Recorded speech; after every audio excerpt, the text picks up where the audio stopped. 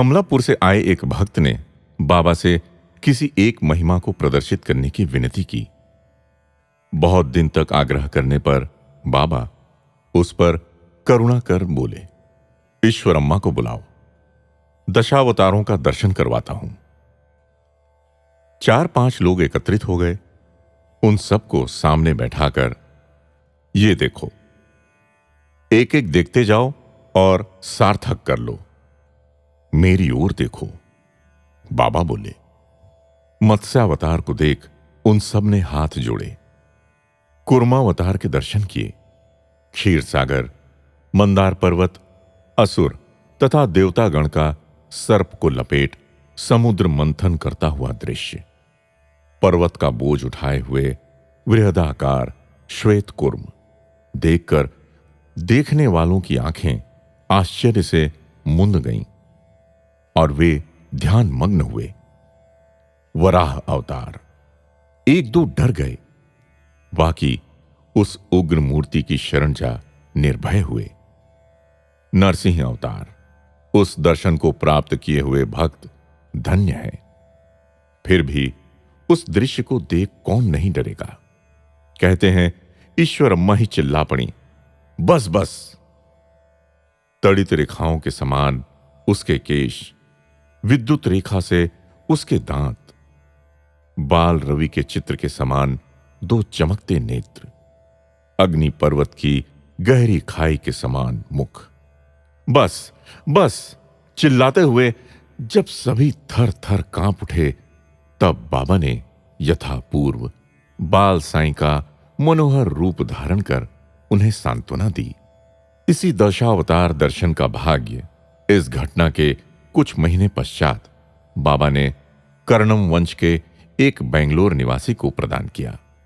कहते हैं बाबा ने पहले ही उनसे कहा था, नहीं, उस आनंद का अनुभव करने में तुम्हारी देह समर्थ नहीं है।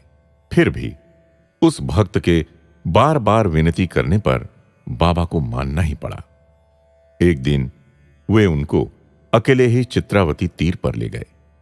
पानी के समीप स्थित एक छोटी सी चट्टान पर दोनों बैठे। संभव है दृश्य का तेज मानव नेत्रों को असहाय हो, इसीलिए बाबा ने पानी में ही अपना प्रतिबिंब देखने की आज्ञा दी। कहते हैं उसे प्रथमतः बाल साईं रूप ही स्पष्ट दिखाई दिया। देखते ही देखते रूप अदृश्य हुआ, केवल केश राशि ही चक्राकार में दिखाई दी। तत्पश्चात पुराणों में वर्णित क्रम से दशावतार के दर्शन हुए। कल्कि अवतार के रूप में बाबा ही घोड़े पर सवार थे। कुछ भी हो, उन्होंने आनंद, धैर्य एवं पूर्ण शांति से दशावतार का अवलोकन किया। उसी आनंद अनुभव में आनंद स्वरूप के पदारविंद में लीन हो गए। 1 महीने की अवधि में ही। धन्य है वो और उनका जीवन। बेंगलोर सेक्रेटेरिएट के एक क्लर्क श्री कृष्णमूर्ति बाबा के एक भक्त थे। वे बड़े ही पुण्यवान थे। उनका मानसिक स्तर परिपक्व था, ये बाबा को ज्ञात था। बाबा ने उनका जन्म सफल कर उन्हें अनुग्रहित किया। किसे किस समय किस प्रकार का अनुग्रह प्रदान करना चाहिए, ये बाबा भली भांति जानते हैं।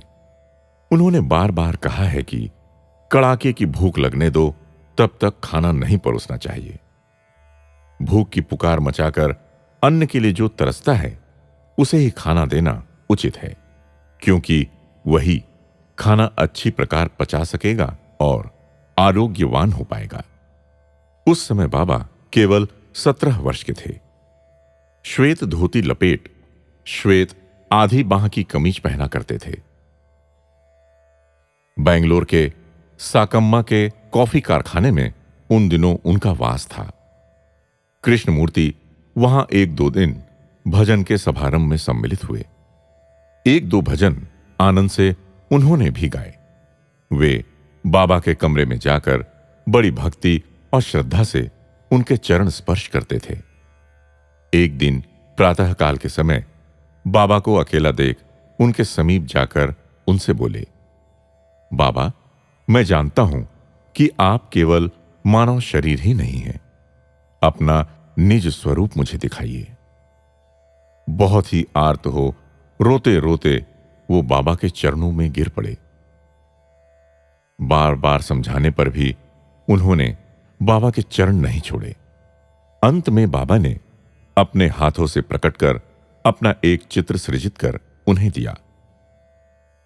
इसको अपने सामने रखकर यहीं बैठकर ध्यान करो, मैं अभी आता हूं।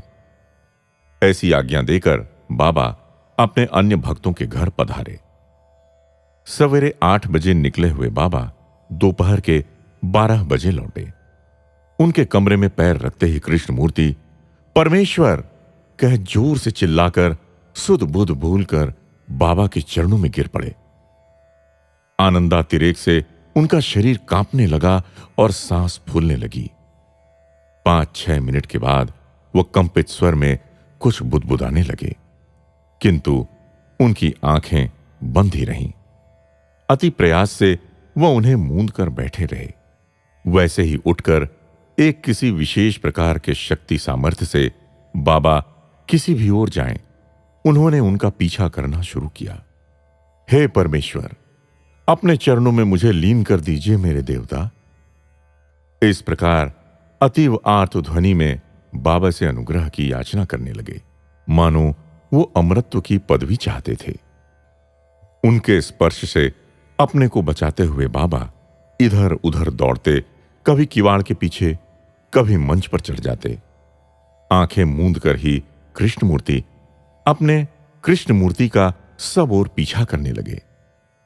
मैं आंखें खोलकर केवल परमेश्वर को ही देखना चाहता हूं और किसी भी वस्तु को देखना नहीं चाहता। उस परमेश्वर के चरण दर्शन ही मेरे लिए यथेष्ट हैं, कहकर कृष्णमूर्ति ने हठ किया, पर बाबा ने उन्हें अपने चरण स्पर्श करने ही नहीं दिए। कहीं भी बैठे हों, अपने आसन पर चरण छिपाकर भद्र मुद्रा में बैठते। उस चर्या का रहस्य भला कौन जान सकता है। इस परमानंदावस्था में यदि वो मेरे चरण स्पर्श करेगा तो उसकी आत्मा अनंतात्मा में विलीन हो जाएगी। इस प्रकार बाबा ने वहां के अन्य भक्तों को जागरूक किया था। अनेक प्रकार से कृष्णमूर्ति को समझाकर घर भेजकर उन्हें वहीं दर्शन देने का आश्वासन दिया। एकाध दिन के बाद बाबा ने बसवनगुड़ी मंदिर का प्रदेश छोड़कर बैंगलोर कैंटोनमेंट में ही एक घर में वास करने का निश्चय किया, किंतु भगवान के निवास स्थान का पता भला भक्त से कैसे छिपता। कृष्णमूर्ति भी वहां जा पहुंचे।